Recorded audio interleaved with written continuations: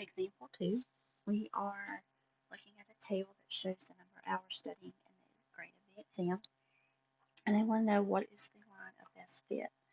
So we're going to go into, the Decimus app and enter this table. Remember that this is our X and this is our Y.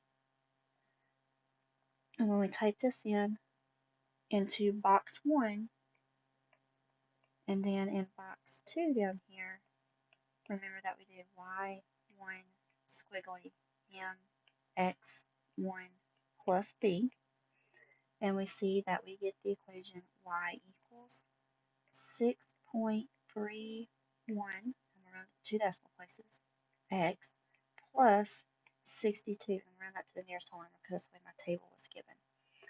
Now, we're going to predict the grade if you study for 6 hours. So to predict this grade, we know that X, because it says so over here, is the number of hours studying. So we have that X equals 6. Well, I just found the equation and I see that we have an X in it. So we're going to go Y equals 6.31 times 6 plus 62. So in our calculator, we're going to type in 6.31 times 6 and then add 62.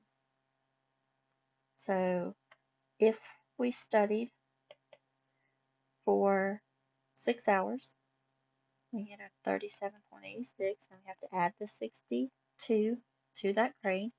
We should make a 99.86.